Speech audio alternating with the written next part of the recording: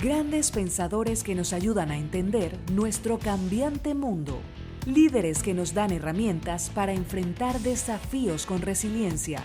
Y científicos que nos ponen a pensar sobre las promesas y amenazas del futuro. Cada semana conversamos con las figuras que están moldeando nuestras sociedades. En esta edición especial de Efecto Naim, recogemos los mejores momentos de nuestra sección de entrevistas.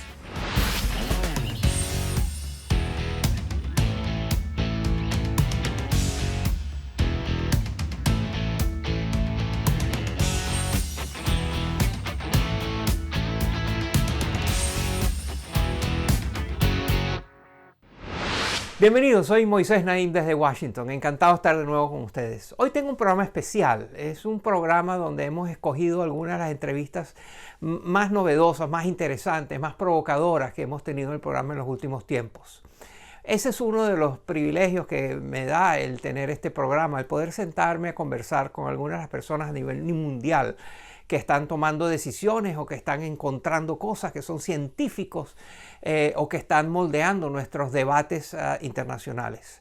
Hoy tengo una serie de invitados y les voy a mostrar pedazos de algunas de estas entrevistas. Comenzamos con tres pensadores. El primero de ellos lo llaman el economista más famoso del mundo. Se llama Jeffrey Sachs. En los últimos 30 años ha asesorado una gran cantidad de gobiernos que estaban en proceso de reformar sus economías.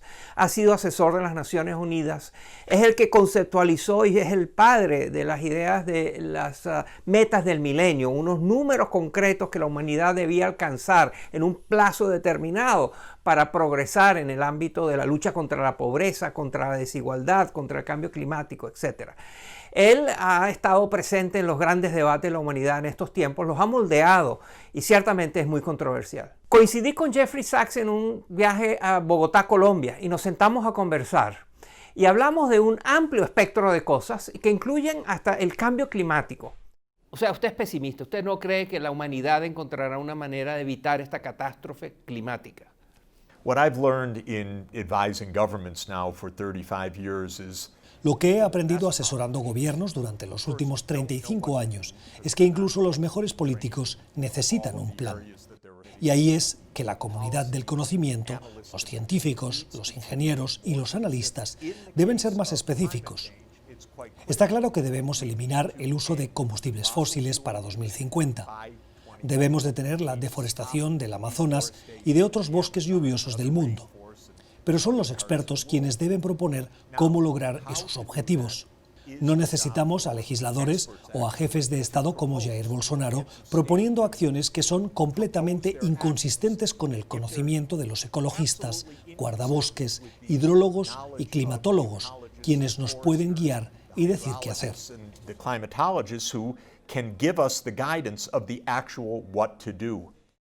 Otro de los economistas que entrevisté para este programa se llama Sir Paul Collier. Es un británico, profesor de la Universidad de Oxford, autor de muchos libros que tienden a ser muy vendidos y muy influyentes, pero sobre todo se caracteriza por la profundidad de su pensamiento y porque es un economista que ve el mundo desde una perspectiva muy amplia. Hablamos de su más reciente libro, ¿qué es lo que no está funcionando con el capitalismo? ¿Cómo mejorarlo? ¿Cómo arreglarlo? ¿Cómo reformarlo? ¿O cómo desechar partes de lo que eso implica? Miren.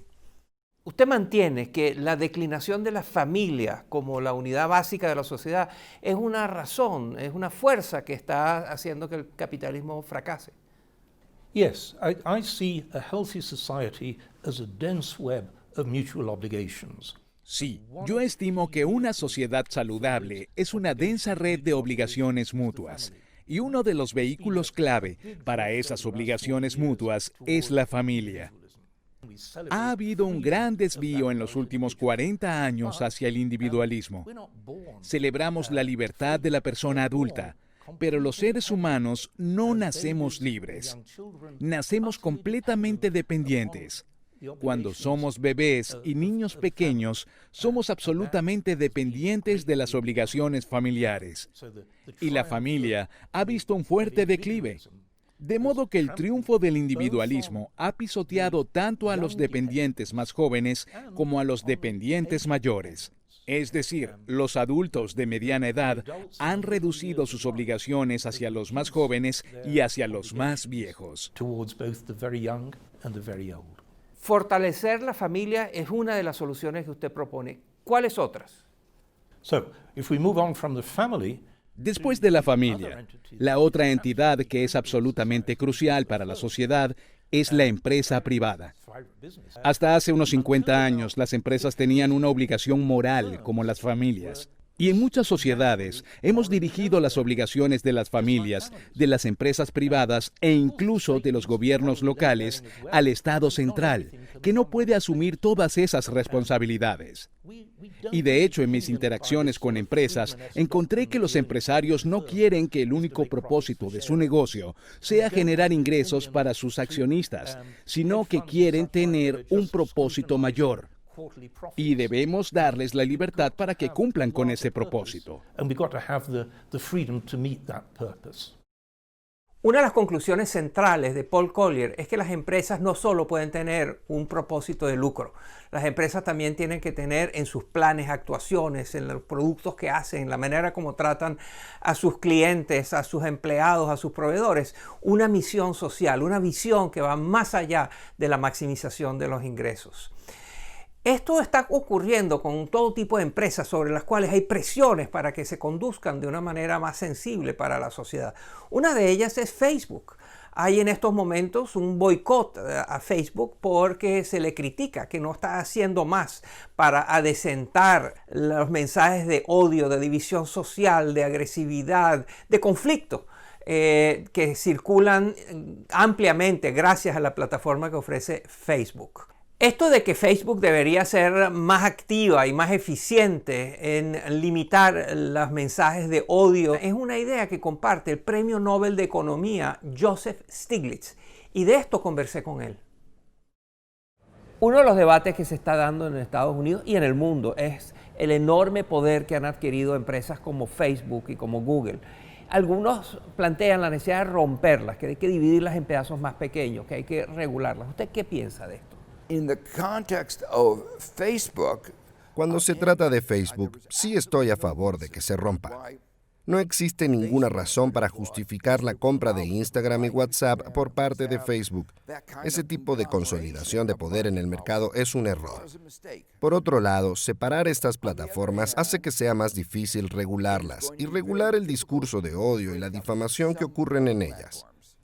Así que creo que a fin de cuentas debemos asegurarnos de que no sigan creciendo y creciendo. Y en los casos que se puedan separar, debemos hacerlo. Pero lo primordial debe ser detener las malas prácticas. Añadiría que uno de los factores que le ha dado a estas compañías tanto poder en el mercado es el acceso que tienen a nuestra información. Me atrevo a decir que nos roban la información porque cuando la mayoría de las personas se suscriben a estas plataformas y aceptan los términos y condiciones, no tienen idea de toda la información que están cediendo. Y en muchos casos, estas compañías están utilizando esa información para explotarnos, para motivarnos y para manipularnos. Me parece que eso no es correcto. to manipulate us, and I think that's wrong. Estos 3 pedazos de entrevistas son solo un abrebocas. Si usted quiere ver las entrevistas completas que están cargadas de ideas, de nuevas maneras de pensar, de ideas muy polémicas también, las puede encontrar completas, sin costo alguno, solo entrando en efectonaim.net. Ahí encontrará todo el contenido.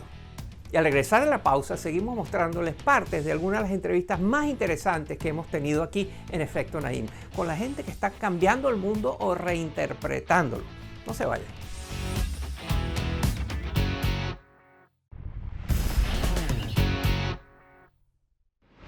Y continuamos con esta edición especial de Efecto Naim, donde les estamos trayendo partes de algunas de las entrevistas más interesantes que hemos tenido. Una de estas entrevistas fue con la doctora Elizabeth Stanley. Ella se crió en una familia de militares, ella misma es oficial de inteligencia, participó en operaciones militares y fue herida en una de estas operaciones, pero decidió utilizar todo ese conocimiento, toda esa experiencia para desarrollar instrumentos, maneras de pensar, maneras de actuar que contribuyan a disminuir el estrés, que contribuyan a manejar mejor las circunstancias cuando hay momentos de gran adversidad. Miren. Uno de los planteamientos interesantes que usted hace es conectar la polarización política que estamos viviendo en estos tiempos con el elevado nivel de estrés. Cuéntenos. We are seeing an immense amount of insecurity. Estamos viendo mucha inseguridad y ambigüedad en el planeta en este momento, y como resultado las personas están más estresadas y traumatizadas. Cuando estamos desregulados emocionalmente, nuestro cerebro de supervivencia nos controla. Esa parte de nuestro cerebro está menos propensa a llegar a acuerdos, percibe todo en términos de nosotros contra ellos, y es más probable que procese información neutral o incluso positiva con un sesgo negativo. Los políticos en muchos países le están hablando a los cerebros de supervivencia y no podremos llegar a soluciones y acuerdos mutuos mientras esa parte de nuestro cerebro se siga sintiendo insegura. La doctora Stanley tiene 3 recomendaciones muy concretas acerca de cómo enfrentar el estrés, cómo bajarlo, cómo contenerlo. Son sorprendentemente sencillas. La primera es dormir tanto como se pueda. La segunda es hacer ejercicio con mucha frecuencia. Y la tercera es estar presente, estar en el hoy, en el ahora, entender dónde está, por qué está y cómo está. La doctora Stanley habla del impacto que está teniendo sobre nuestra intimidad, sobre nuestra psicología, sobre nuestra mente, la polarización política que están viviendo todos los países. Hay una exacerbación de la pugnacidad, del enfrentamiento, del choque entre ideas, personas, grupos, partidos políticos, etc. Alguien que tiene mucha experiencia sobre la polarización es el expresidente de Colombia, Juan Manuel Santos. De esto hablé con él. Yo pensé que en el proceso de paz, las víctimas, precisamente por haber sido víctimas, iban a ser las más difíciles, que aceptaran, por ejemplo, una justicia transicional, que aceptaran que a los victimarios se les diera algún tipo de beneficio jurídico. Y resulta que era todo lo contrario. Un profesor que creo que usted conoce, Ronald Heifetz, de la Universidad de Harvard, vino al comienzo del proceso y me dijo, mire, usted se está metiendo en un camino muy difícil. Cuando esté a punto de tirar la toalla, hable con las víctimas, pregúnteles sus dramas, su vida, por qué fueron víctimas. Eso lo va a reenergizar. Y yo comencé a hacer ese ejercicio casi como haciendo ejercicio físico. Todas las semanas iba a hablar con alguna víctima, no se imaginan las historias, los dramas, pero siempre me decían, presidente, siga para adelante, persevere. Y a muchas les preguntaba, pero usted que sufrió tanto, ¿por qué? Y me decían, porque no queremos que otros sufran lo que nosotros sufrimos. Y me convenció pues que las víctimas fueron las más generosas cuando yo pensé que iban a ser las más difíciles.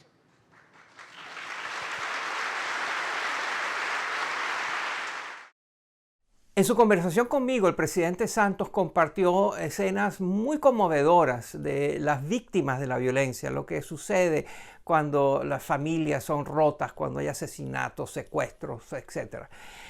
La violencia como parte de la vida cotidiana es algo que ha estado con nosotros desde demasiado tiempo. De esto es lo que escribe también otra de mis invitadas, a la que entrevisté, que se llama María Arana. Habla de la violencia en América Latina, del legado de violencia que tenemos, que somos de las sociedades más propensas a asesinar a nuestros compatriotas. Miren lo que nos dice al respecto María Arana, una muy respetada escritora. ¿Será que nuestra dolorosa historia se manifiesta en nuestro carácter de cierta manera? Los estadounidenses, por ejemplo, creen que Estados Unidos es un país excepcional y que pueden exportar su grandeza al resto del mundo. Nosotros, los latinoamericanos, no nos sentimos grandes, no nos sentimos excepcionales y no creemos que podamos exportar nuestro excepcionalismo a otros países. Yo creo que hay algo que heredamos a través de nuestra historia que nos hace así. Y esa es una afirmación muy controversial que usted hace, que usted mantiene, y que ha habido críticos que han cuestionado esa visión. Le voy a mostrar una de sus críticas. Mire. El aspecto más preocupante de su libro es la repetida afirmación de que la violencia está de alguna manera en la sangre de todos los latinoamericanos. Este es un pensamiento peligrosamente reduccionista y esencialista que raya en llamar a todos los latinos hombres malos, para utilizar las palabras de Donald Trump. ¿Qué le responde usted a esto?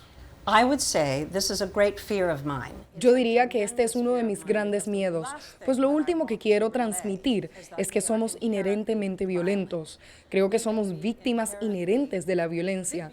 Hemos sido víctimas de la violencia por parte de potencias extranjeras, por parte de las fuerzas coloniales e incluso mucho antes, cuando las tribus indígenas se conquistaban unas a otras. La violencia nos ha pasado a nosotros. Claro que los latinoamericanos somos personas cálidas, amables y buenas. Nosotros valoramos mucho la familia y la cultura.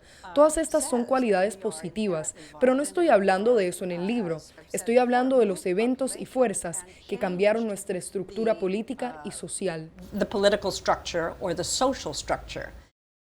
María Arana, quien argumenta que mucho de lo que nos sucede hoy es un legado de nuestra historia antigua, nuestra larga historia en América Latina. Eso no quiere decir que hay que rendirse, eso lo que quiere decir es que hay que enfrentarlo con más eficacia. La violencia inaceptable de América Latina. Y después de una breve pausa volveremos a este programa especial de Efecto Naim, donde estamos recordando algunos de los puntos más interesantes de las entrevistas que hemos tenido.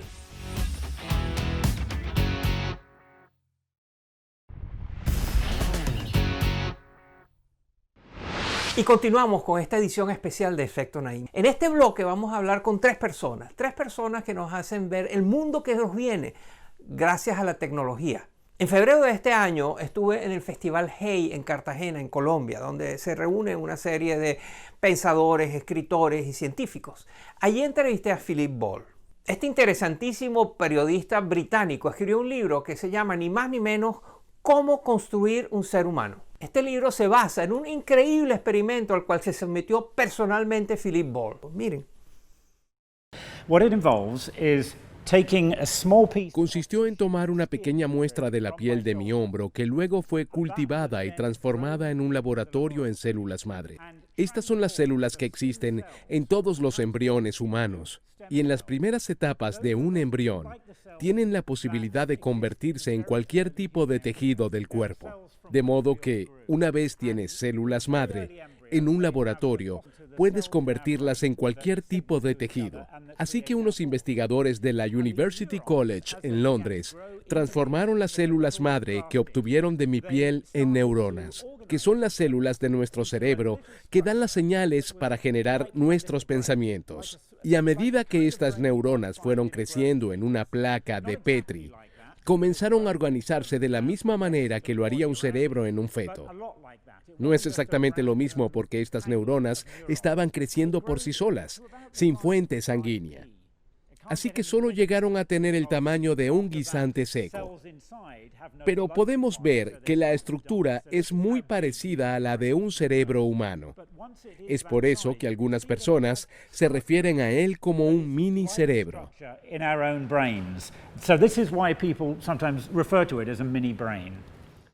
Estos experimentos que relata Philip Ball nos llevan inevitablemente a la gran pregunta de cuánto falta para que alguien en algún laboratorio, en alguna parte del mundo, cree un ser humano basándose en las células madres y la manipulación genética. Sobre el futuro de los seres humanos y esta combinación de tecnología y seres humanos, conversé con la doctora Susan Schneider, una estadounidense que se especializa en la relación que hay entre inteligencia artificial y seres humanos. Le pregunté a la doctora Schneider si llegaría el día en que los seres humanos pudiesen fusionarse con computadoras. Y esto fue lo que me respondió.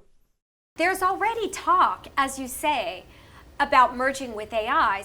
se está hablando, como mencionas, de la fusión de seres humanos con inteligencia artificial.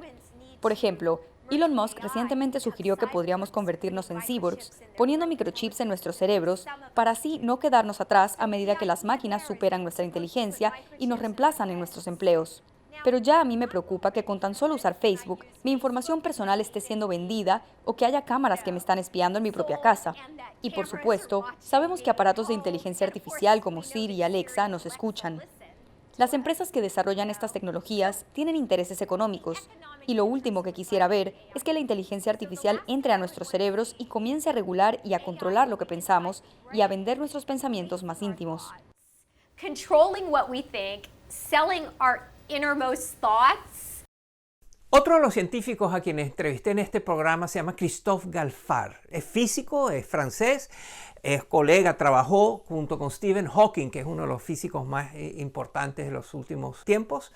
Y le pregunté a Galfard qué pensaba él de crear una comunidad de seres humanos en Marte. ¿Era una buena idea? ¿Era deseable? ¿Era posible? Esta es su respuesta. Elon Musk es un famoso inversionista, empresario, que está proyectando construir una comunidad humana en Marte. Dos preguntas sobre eso. ¿Es una buena idea? Y dos, ¿es viable hacer eso?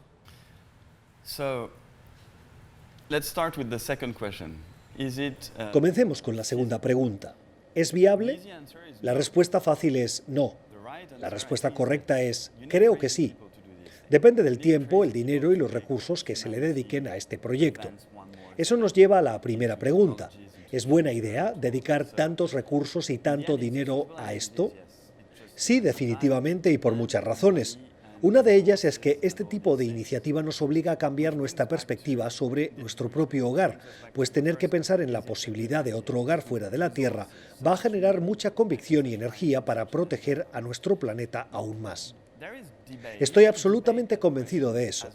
Y tenemos el dinero y los recursos para proteger nuestro planeta e intentar alcanzar otros al mismo tiempo. ¿Por qué verlo como una competencia? Esto ha sido una muestra pequeña de las entrevistas que tenemos en Efecto Naim y que siempre nos sorprenden, nos educan, nos informan con algunas de las personas más influyentes del mundo por lo que hacen, por lo que piensan, por lo que dicen y por lo que actúan. Si usted quiere ver las entrevistas completas, simplemente vaya a efectonaim.net. Ahí están todas las entrevistas con una cantidad enorme de algunos de los pensadores y decisores más importantes del mundo. Gracias por estar con nosotros. Espero que les haya interesado. Nos vemos la semana que viene.